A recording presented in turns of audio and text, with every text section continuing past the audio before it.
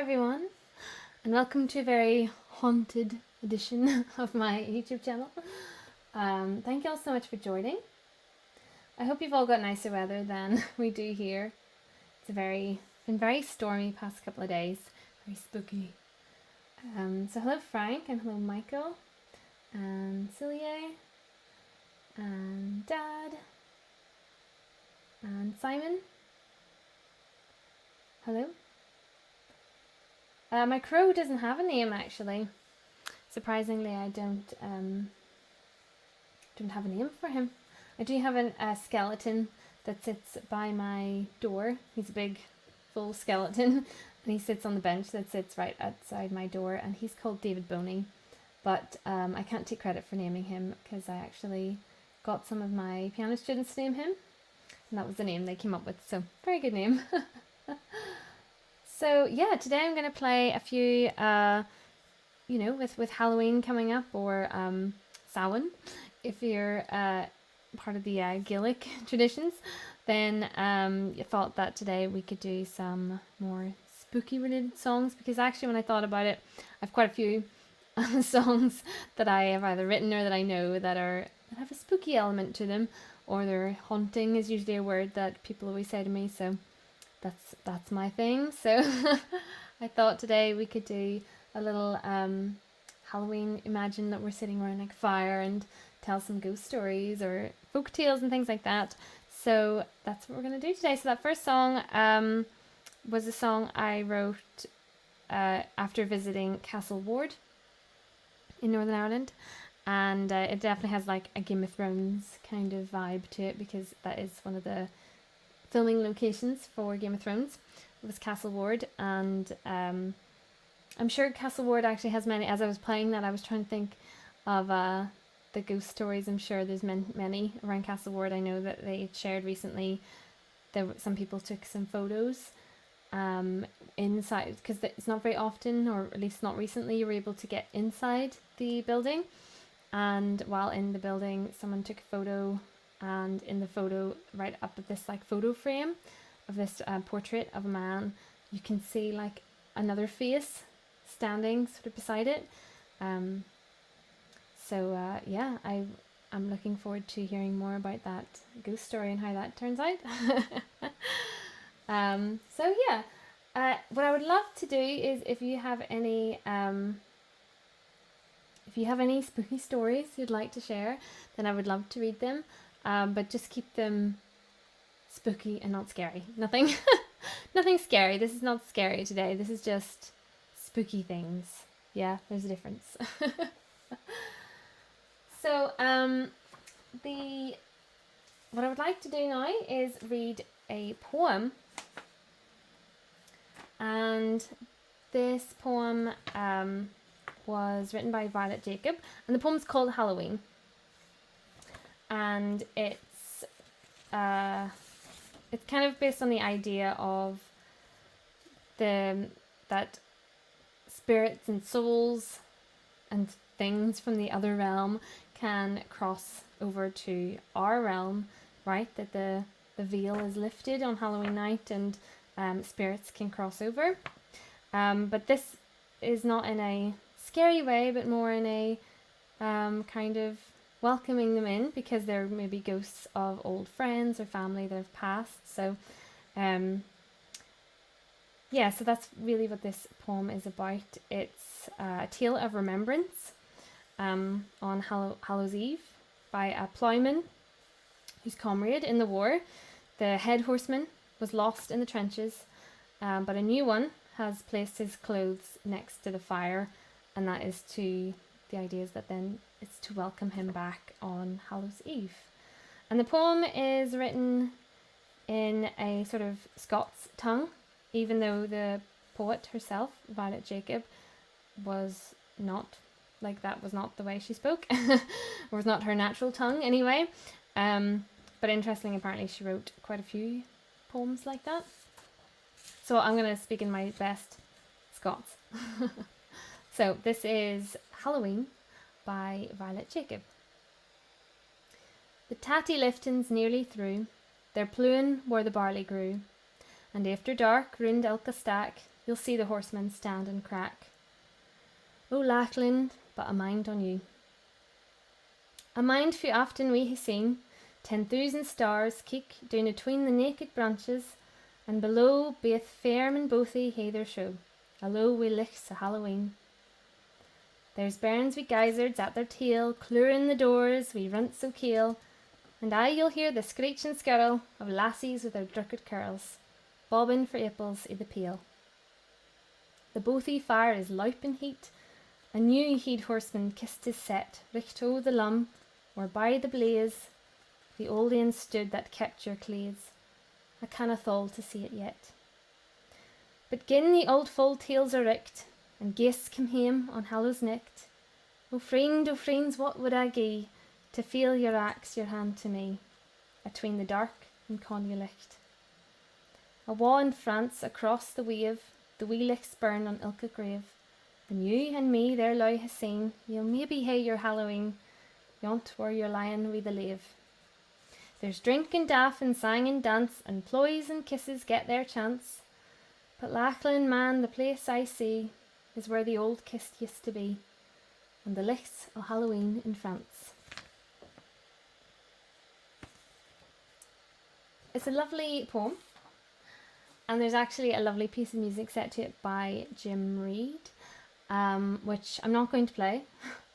But if I do highly recommend you going to have a listen to it, because it's a beautiful piece of music, and I highly recommend Hannah Rarity, her version of it, so do go and have a listen to it. But instead, I actually wrote a song inspired by that poem, on the same idea of ghosts coming home on Hallows Eve, and welcoming old friends and old relatives back again. And actually, hopefully we'll have this song out on Halloween. I'll hopefully have a video for it as well. So this is brand new. If I can remember how to play it, we'll see. And it's so new, it doesn't even have a name.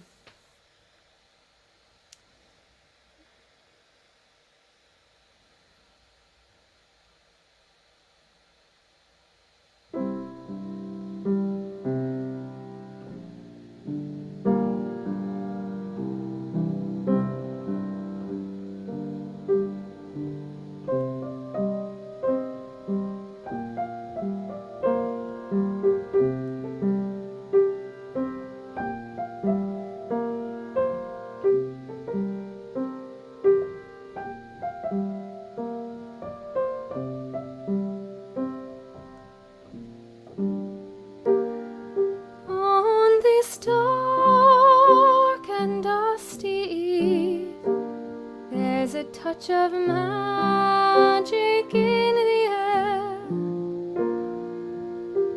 I can feel you next to me.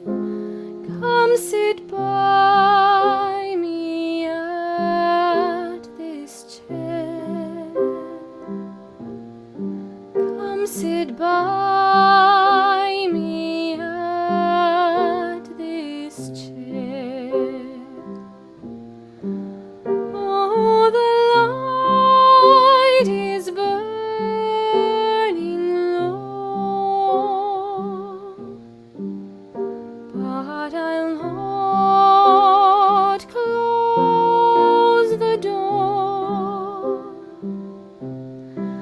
Oh, friend, I've missed you so. Yet it's Halloween once more. Yet it's Halloween once more.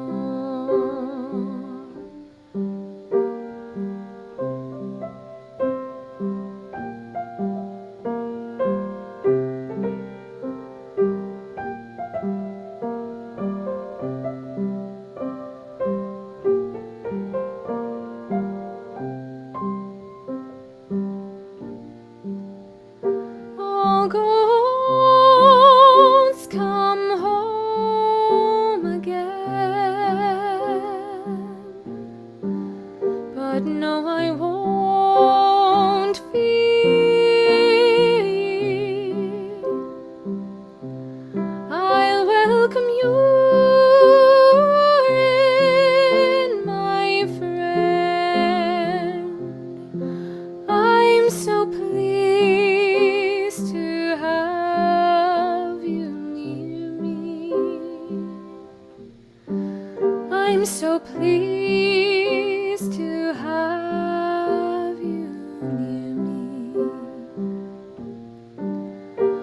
old friends and our ancestors may their souls return to us yet. Brothers and sisters from far away, grandfathers I never met, grandfathers I never met.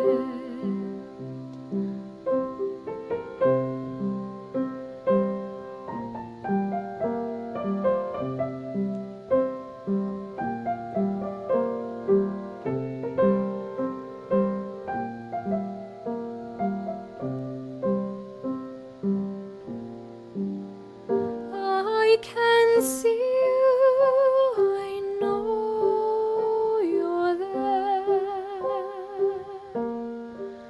in the flickering candlelight. I leave a space for you, an empty chair, this Halloween and every night, this Halloween and every night.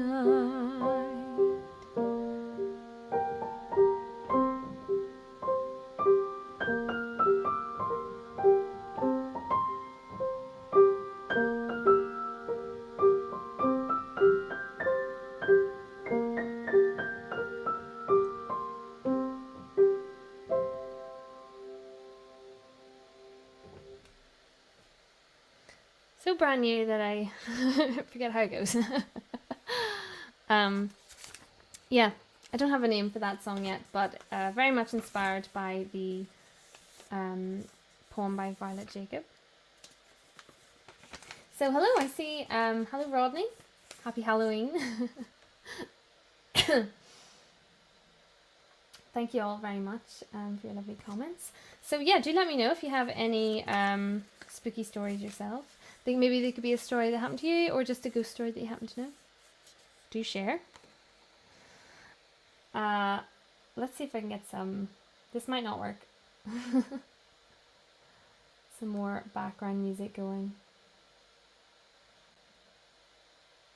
Let me know if this makes the sound go weird.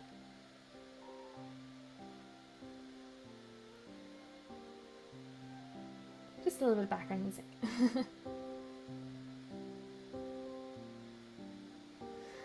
So, yeah, if you aren't familiar, the Irish do like to claim Halloween as their own.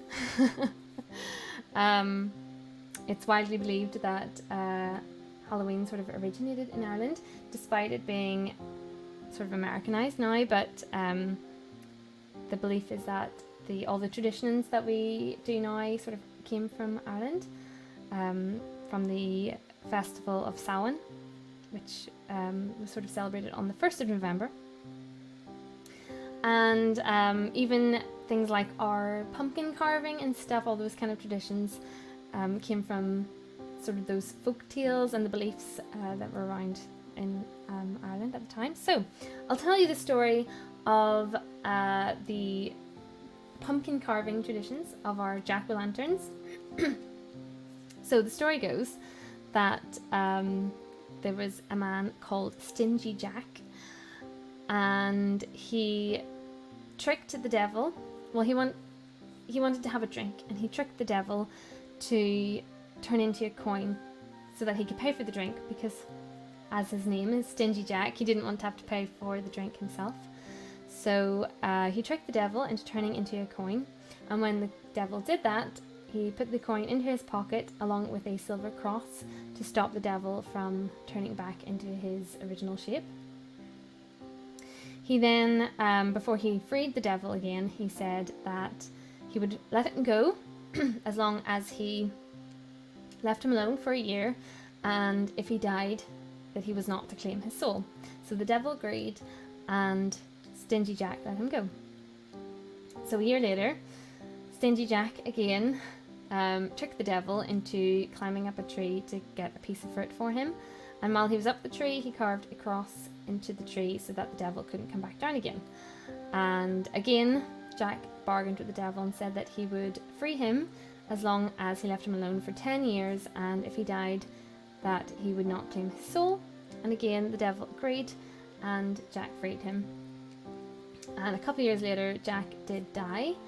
And true to his word, the devil did not claim his soul, but God didn't want him either, because this is a man who's tricked the devil a few times now. So not the most savoury of characters, so God didn't want him.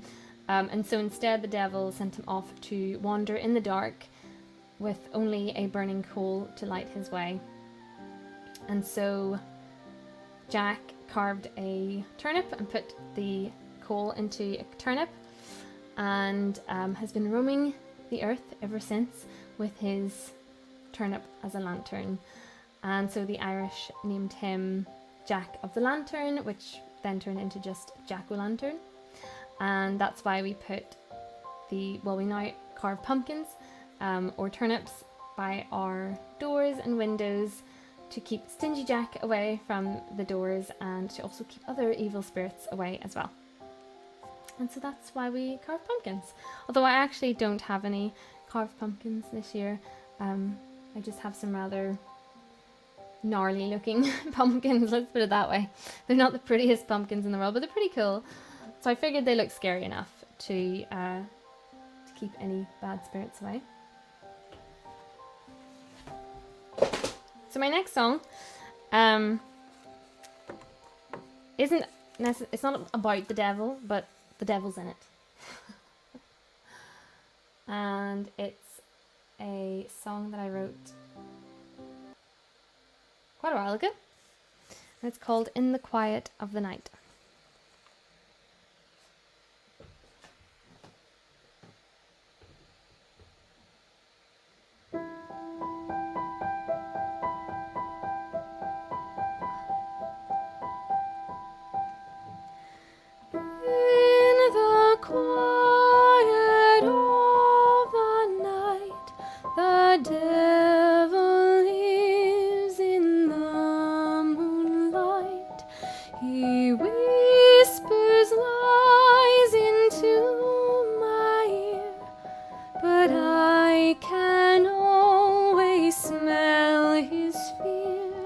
The taste of blood upon my tongue.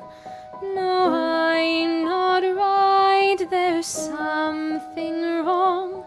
I've got to get away from here. You can always smell the fear.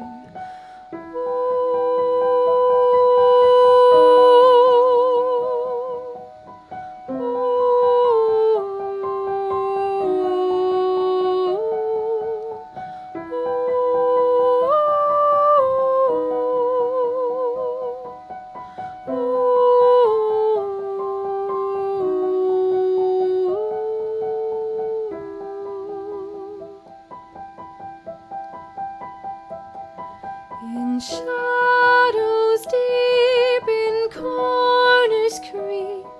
You shut your eyes but get no sleep.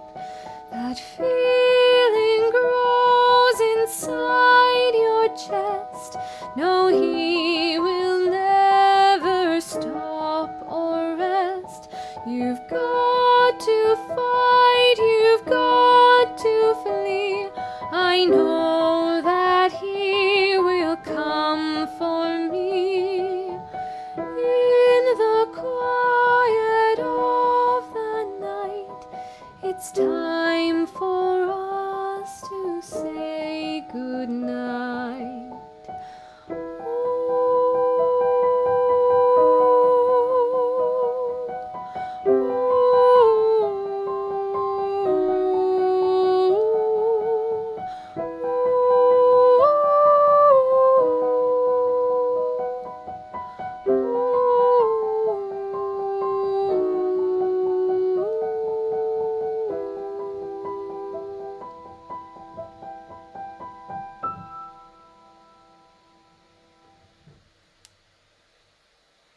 I haven't played that in a very long time.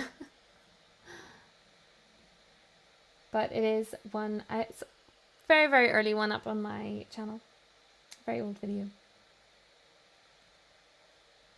Michael, always carved turnips when you were little. Yes. I think I've carved a turnip. Well, it wasn't a turnip. What was it? A squash? I think it was a squash. That I carved a couple of years ago instead of pumpkins. Do I know when this tradition started? I actually don't. I'm not great with dates. I can remember stories and things, but don't ask me a date of anything, as my history teacher will attest to. I could remember the facts and everything else, like what happened, but not the dates. So I'm not great with that. I'm not allowed to play Sympathy for the Devil. I don't know that one either. The picture behind me is it my sister, Mona Lisa. Tis, and depending on what way you look at her, she changes. Am I allowed to play the Sleepy Hollow song? No, that would be copyrighted, unfortunately. I know, there's so many songs. I wanted to play the Casper theme and Sleepy Hollow and all those ones, but no, unfortunately not. So you'll just have to stick to my songs for now. Well, I will play an Irish traditional song now, which has a little spooky element to it. So I'm going to play She Moved Through the Fair, because even though it seems, if you don't really listen to the song, it sounds like it's a fairly romantic song, I guess, with the lyrics, it won't be long till our wedding day, and it seems on the face of it a fine song, and I get asked to play it a lot at weddings, and it does always kind of make me smirk a little bit, because actually really the lyrics are that, you know, the two lovers, they are wanting to get married, and then in the story, in the third verse that isn't really included, and I actually don't know the third verse from memory. I would have to look it up, but it's not usually included in the song, because it does say in the third verse that no two lovers ever were, or two that were ever wed, that one didn't have sorrow, and then it said in the verse it does say that was the last time he ever saw her, and then the final verse is she comes back again, but she comes back as a ghost. So this is She Moved Through the Fair.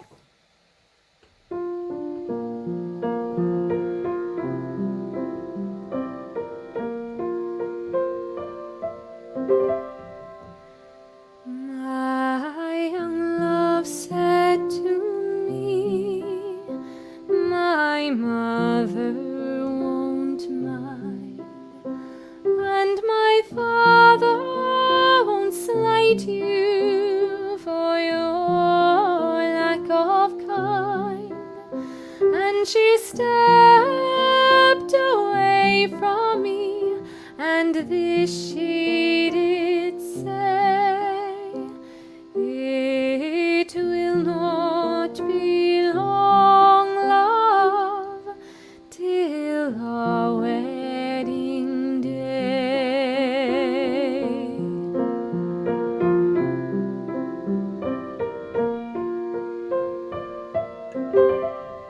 She stepped away from me as she moved through the fair, and fondly I watched her move here and move there, and then she went homeward with one star awake, as the swan in the evening moves over the lake.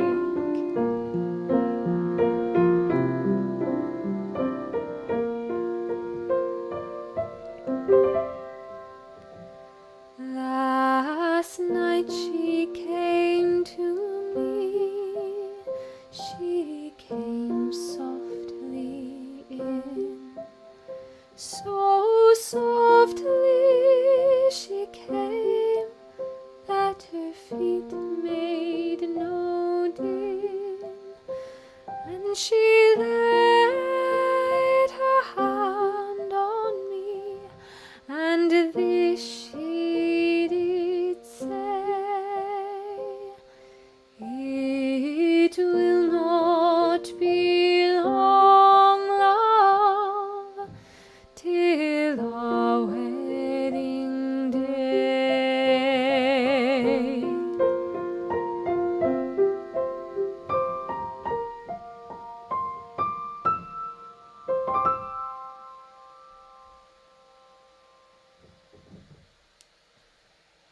I think every Irish song ends with somebody dying anyway, or somebody appearing as a ghost.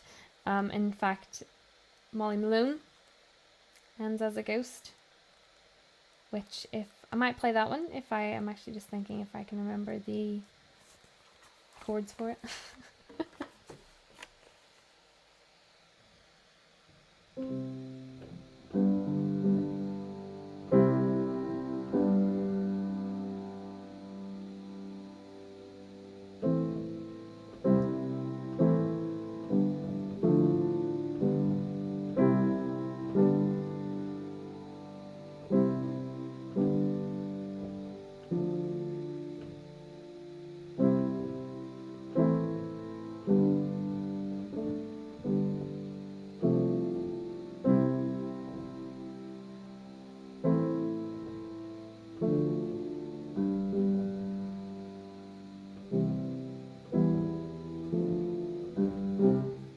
I think so.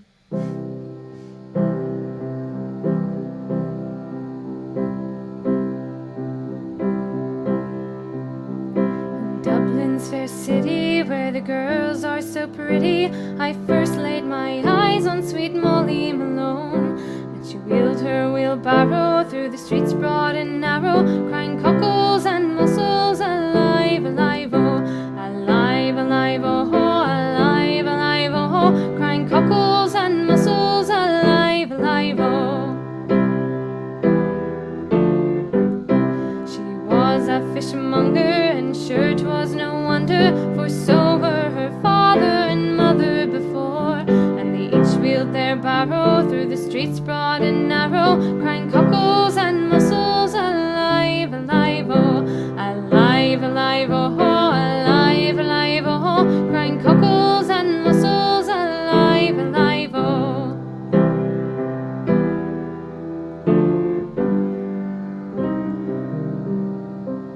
She died of a fever, and no one could save her, and that was the end of sweet Molly Malone.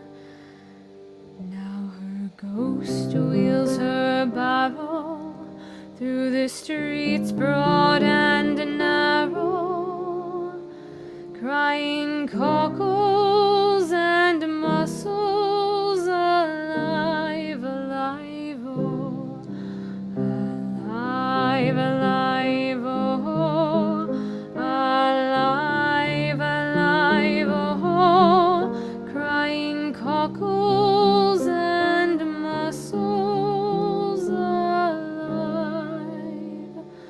alive.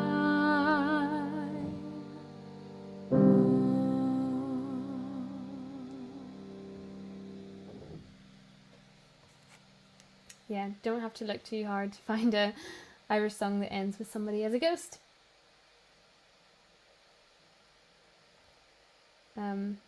The Booher's Daughter. I know, I'd have to change the words. So this one isn't a spooky song, but it is a song about autumn. So it's called Autumn.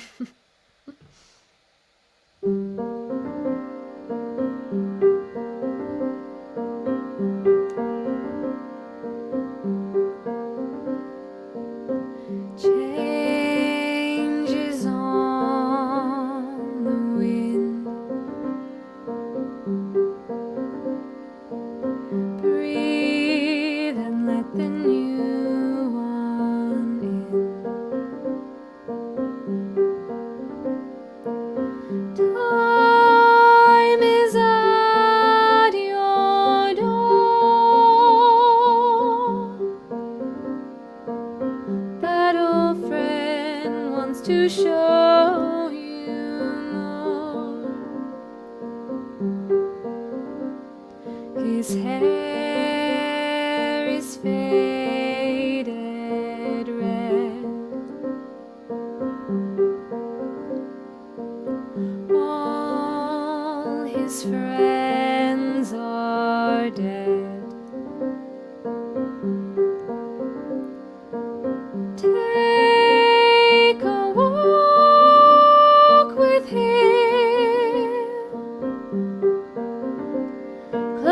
chapter now, a new one's about to begin.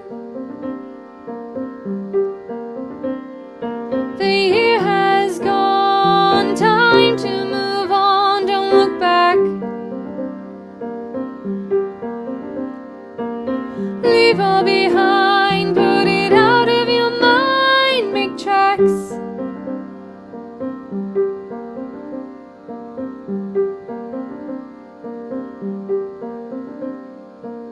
Change is beautiful,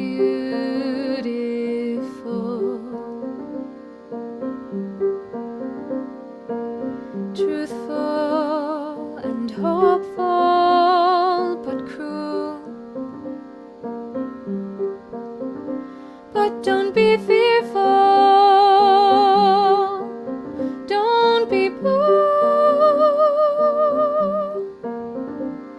It's just time making room for the new. Walk a little further down the road. Time likes to take it slow. Feel the warmth of his hand on your shoulder. With every step you grow wiser, you grow older. The year has gone, time to move on, don't look back. Leave all behind, put it out of your mind, make tracks. The year has gone, time to move on, don't look back.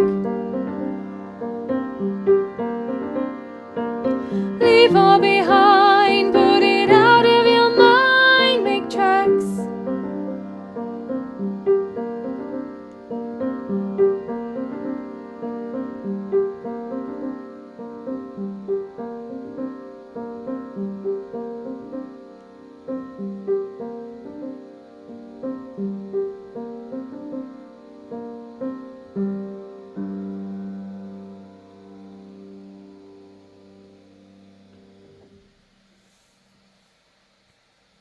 That one was called Autumn.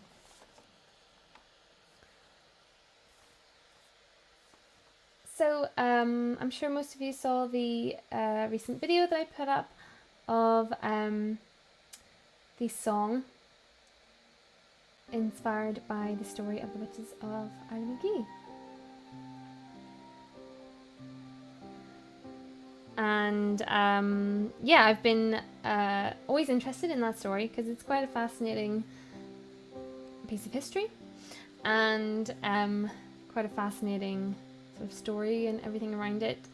And I recently went to a new exhibition about it and got to read more about the story behind it and see some of the documents that were created around the time, and there's been a lot of new research put into it around the story of it all, and yeah, it's all quite interesting.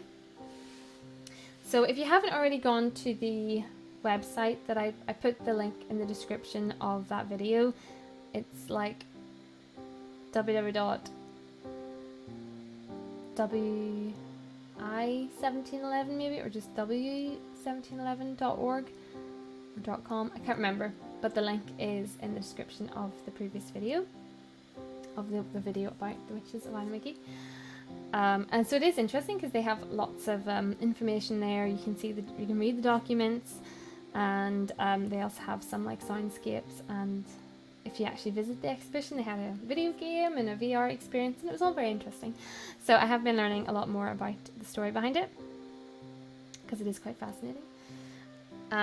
So just to give you a little bit more information about it, if you're interested. So it all happened in 1711 around February-March time, and at that time Allanaquoich was, which is if you're not familiar, it's where I'm living at the minute. I live in Almagee, and I can attest that it is a very mysterious magic place. There's definitely something about it here that it's like some little world around here.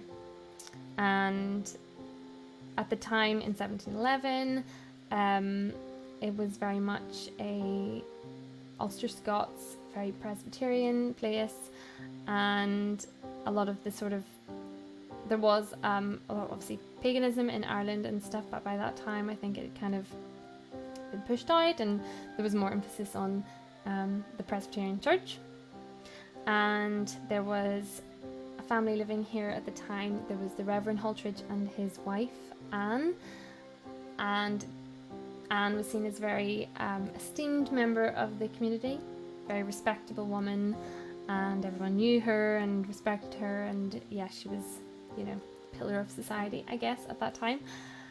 And one night she was in her house in Nohead House, which is in Kilcohen, a little bit up the road from me. And there was stones and peat and turf and everything being thrown at her window. And there was a boy standing out in the garden, this boy that she'd never seen before, and he came into the house and everything, and she'd asked him if he was a beggar and he wouldn't answer, and she asked him who he was and he wouldn't answer, but he kept saying that he was going to kill them all, and it was all very strange. And this happened a couple of nights in a row, stones and everything being thrown at her window, and eventually Anne died from these attacks. She complained, I think, of pains in her back, and she believed she was being stabbed, and she died. And it was agreed that she was died of a demonic possession. And later then, her niece Mary Dunbar she lived in County Down, and she came up to live in Nohead House, or supposed to, she inherited it, I guess, or just to live there. And as soon as she moved into Nohead House, she started to experience the same strange things. She was having like fits, her tongue was curling back in her mouth, and she started naming women. She was saying that these women were appearing to her, and she was able to name them. And they brought these women into the house, and these were women as she came from County Down. So, in 1711, that's a whole other world away. So there's no way she would have known these women, and she was apparently able to identify them without having ever seen them before. And these women then were arrested one by one as these attacks kept happening to her.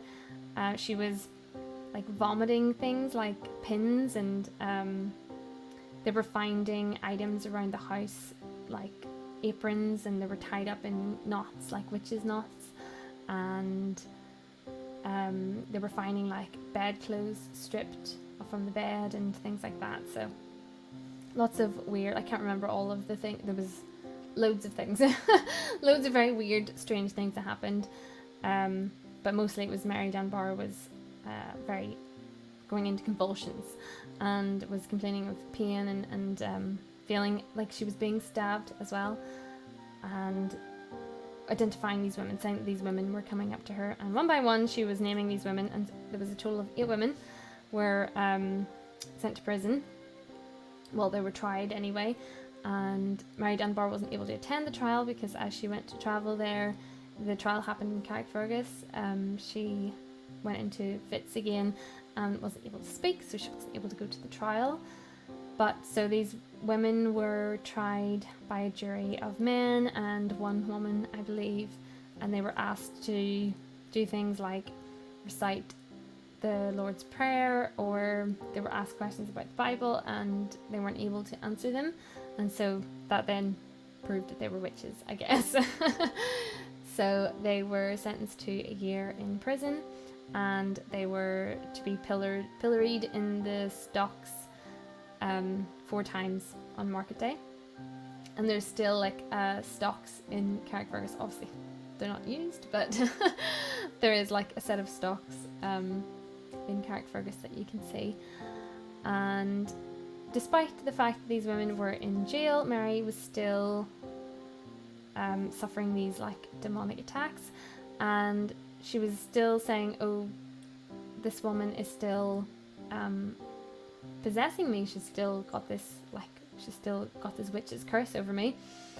And they were like, well, she's in jail, how can that be? And then it turned out there was like certain women had been moved from the prison to work in like a linen factory or something. They'd been moved anyway to be put to labour, and so then how, you know, that then kind of further proved they were witches, because how was Mary to know that these women had been moved? We don't know. But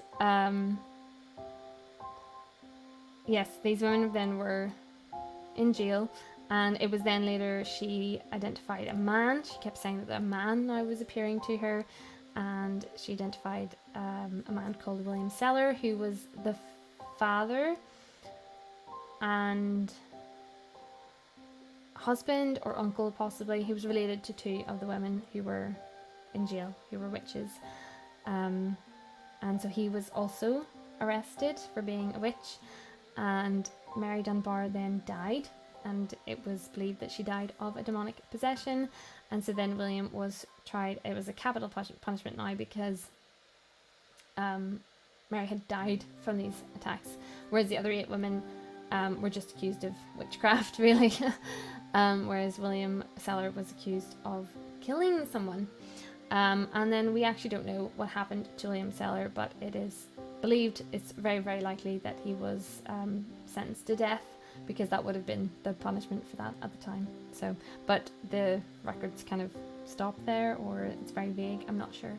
But, and then there's no records of what happened to those 8 women after they left prison. So, were they witches? Or was Mary just making it all up? We never know. We'll never know. I'll leave that up for you all to decide. But inspired by this story, I wrote this song, The Crows, because it's interesting how, you know, whether you believe if they're witches or they're not witches. Interesting to think of how just one person's account of something, you know, without evidence, and then a whole town of people coming together to accuse these women of being witches, because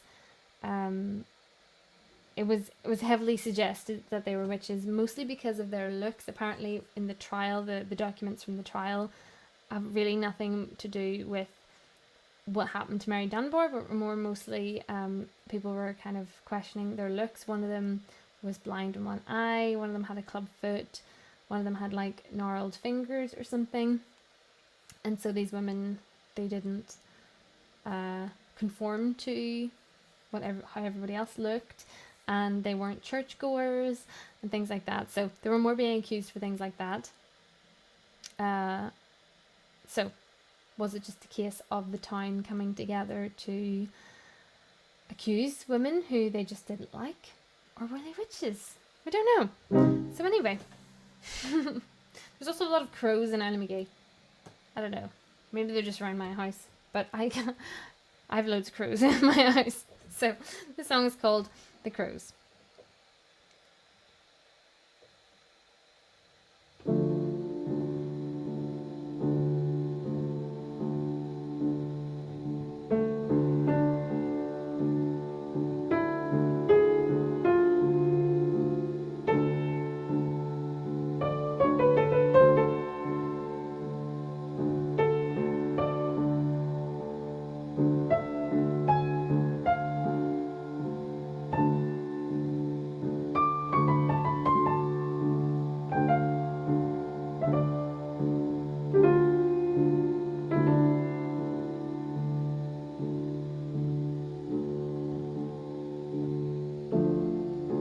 Gossiping of the crows, whispers riding upon the wind. They know which way the wind blows, they know which way the conversations a lie or two slips in, so no one knows what's true or false, and no one questions it. They carry stories far across the seas, unfaithful wives, thieving callings, and is it such a sin? God only knows, or maybe he's just been listening to the gossip from the crows.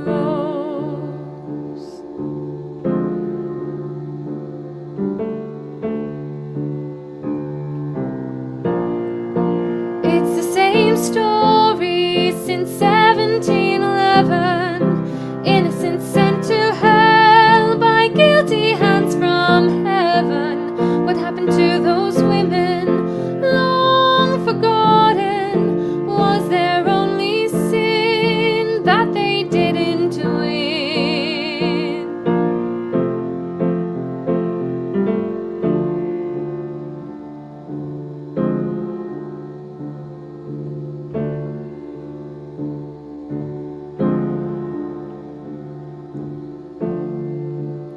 Beautiful stranger comes riding in from town.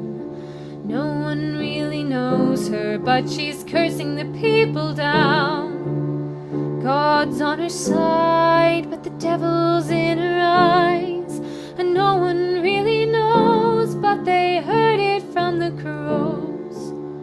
Beautiful stranger, she feels it when they stare, the faults they find over splitting hairs. Dangerous witch, she'll make them pay when all the stones are thrown on Judgment Day.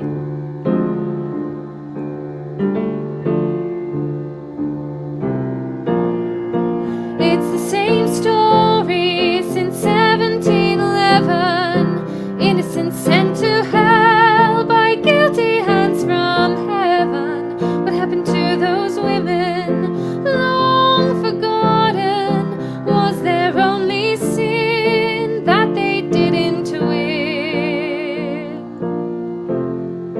That they didn't win? That they didn't win?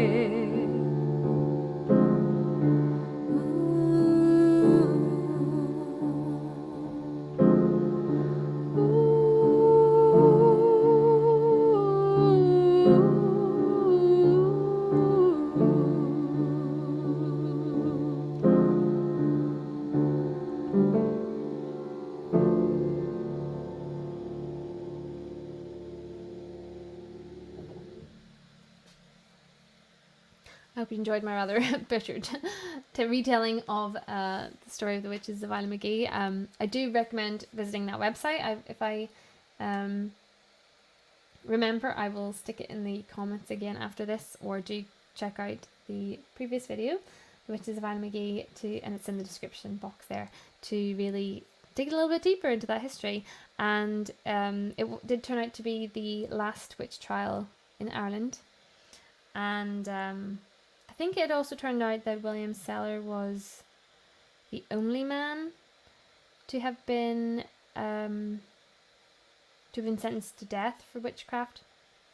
But interestingly enough, out of 50,000 people that were accused of being witches, I can't remember if that figure came from Ireland or from like Europe or in general. It seems quite a high number, so I'm going to say maybe Europe in general. I'm not sure.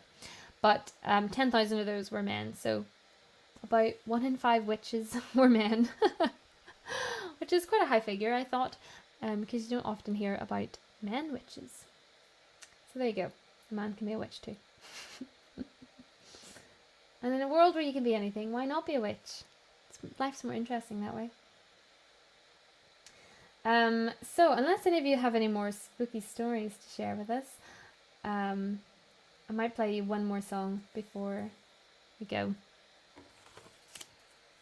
And I had my book within reach, but I've knocked it off my thing, so I'm going to have to do a rather unelegant reach over for it.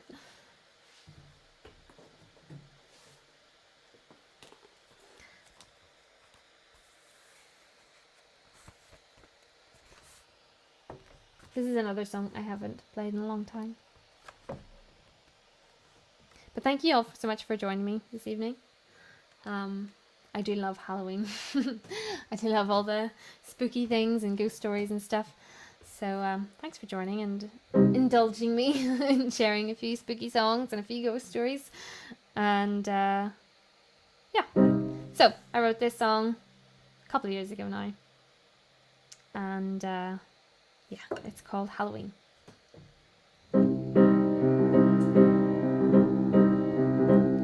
The earth's a golden hue tonight, and the harvest moon's in the sky.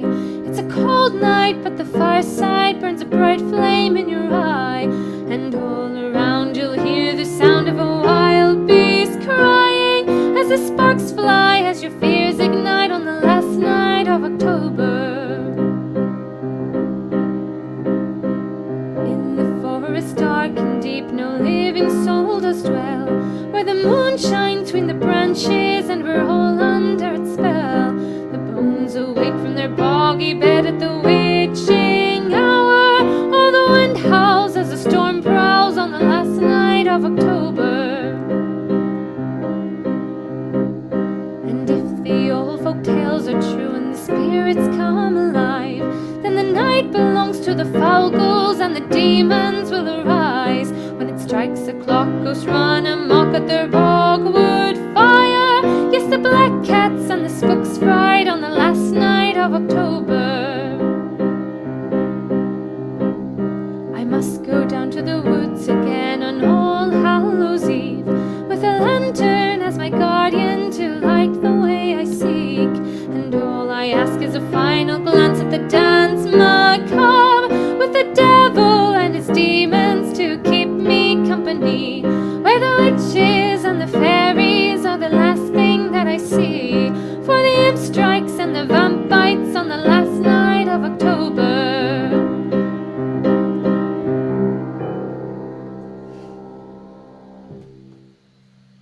That's a fun song. I'm glad you enjoyed that one, Frank. So thank you all very much for joining me this evening. And I hope whatever you get up to on Halloween night, that you have a safe one. And I hope that only nice ghosts visit you, like a nice friendly ghost. But if you want to keep away those evil spirits, you want to keep away Stingy Jack, remember to leave out your pumpkins and your turnips. And probably best to also have some sweets on hand in case any children appear, which is a more terrifying thought.